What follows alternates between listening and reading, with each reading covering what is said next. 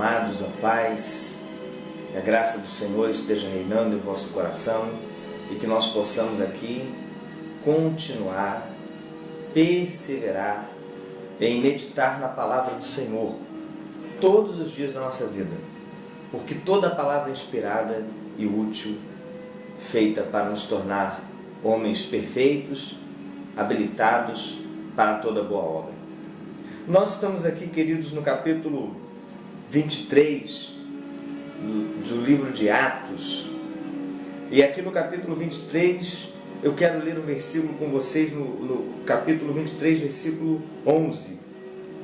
Na noite seguinte, o Senhor, pondo-se ao lado dele, disse: coragem, pois do modo por que deste testemunho ao meu respeito em Jerusalém, assim importa que também o faças em Roma. Bom, queridos, quero frisar aqui que Deus estava animando Paulo, dizendo: coragem, pois do mesmo modo por que deste testemunho ao meu respeito em Jerusalém, assim importa que também façais em Roma.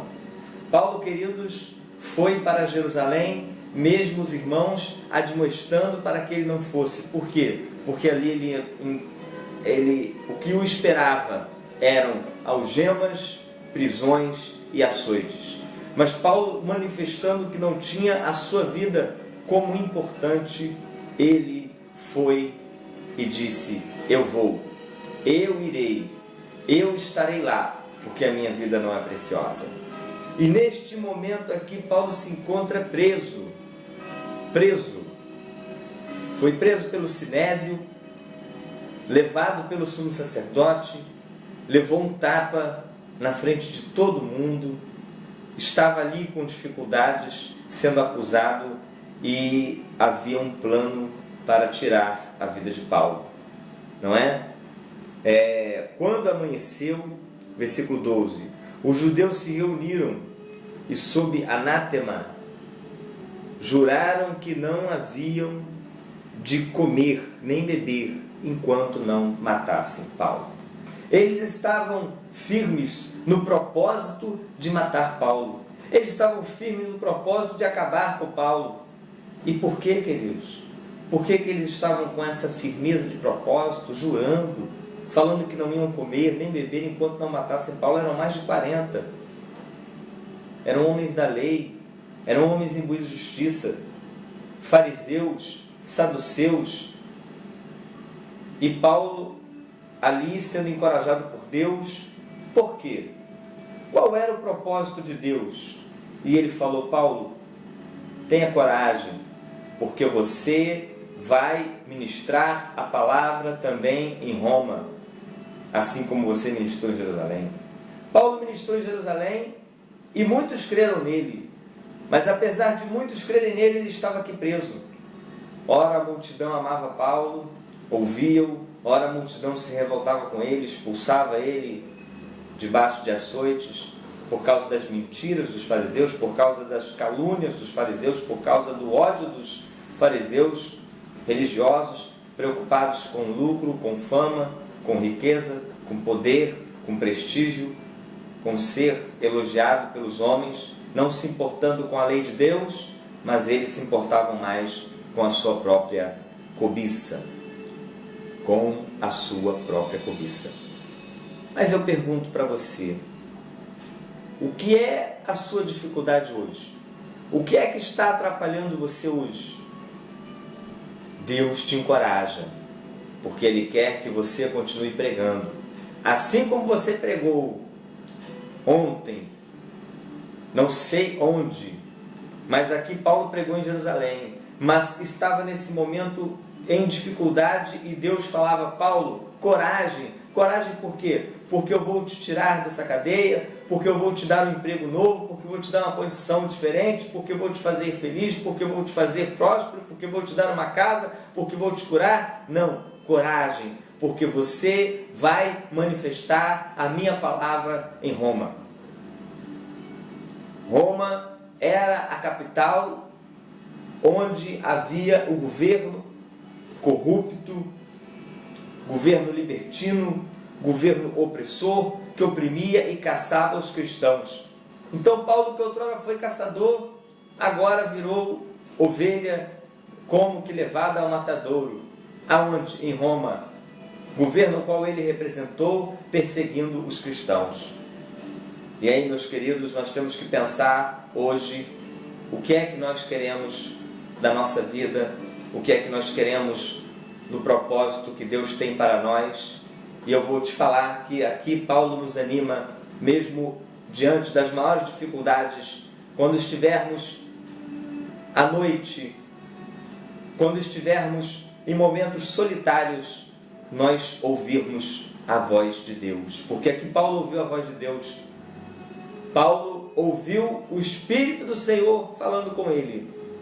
Porque também na situação em que Paulo estava, ele inclinou os ouvidos para ouvir a voz do Senhor. E ele ouviu Deus encorajando. Eu espero que você reserve tempo para Deus, tempo na sua solidão, tempo no tempo da perseguição e da doença, para que você possa ouvir Deus falar mais uma vez com você e dizer: coragem, coragem para que você possa mais uma vez ministrar a minha palavra. Não é coragem para que você possa alcançar a grande bênção prometida por Deus de conquistar a casa própria. Não a grande bênção que Deus pode sim renovar o seu casamento. Não a grande bênção que Deus pode sim te dar um emprego novo. Mas a grande bênção de continuar proclamando o Evangelho do Senhor. Continuar proclamando a libertação. Continuar proclamando a palavra de Deus. Porque Deus aqui não prometeu coragem, porque eu vou te libertar dessas algemas. Porque Paulo já era livre. Porque Paulo já conhecia a liberdade.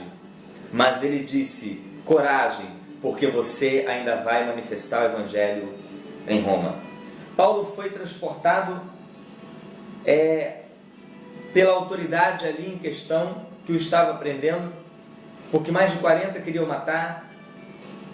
E alguém contou: olha, estão tramando. Foi a autoridade constituída e falou: olha, estão aqui, versículo 16, mas o filho da irmã de Paulo, tendo ouvido a trama, entrou na fortaleza e de tudo avisou a Paulo. Então este, chamando um dos centuriões, disse: leva este rapaz ao comandante, porque tem alguma coisa a comunicar-lhe.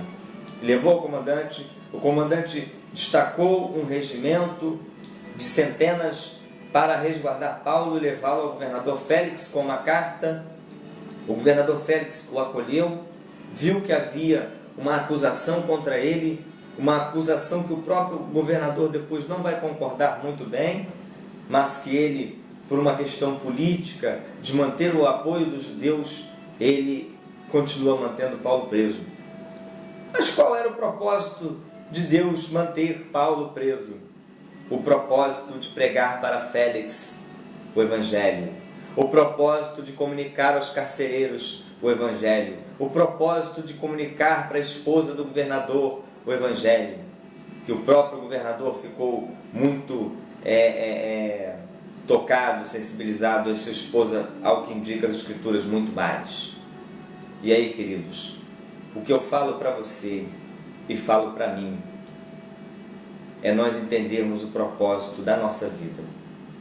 E Deus quer fazer de você um soldado de Cristo, que se importe muito mais com as convicções que Cristo traz para você do que com as ciladas da vida, com as dificuldades da vida, com as intempéries que nos acomete, seja de doença, desemprego, infortúnios, lutas legítimas, verdadeiras, mas que Deus quer fazer você vencer todas elas. Para quê? Para continuar proclamando o Evangelho. Esta é a soberana vocação neste mundo, que como peregrinos que estamos, temos que usar todas as circunstâncias e acontecimentos para proclamar o Evangelho do Senhor. Eu peço ao Espírito Santo que nos comunique essa verdade ao coração, que comunique essa verdade ao seu coração, para que nós possamos andar corajosamente como Deus quer, para podermos continuar proclamando as virtudes daquele que nos chamou das trevas para a sua maravilhosa luz.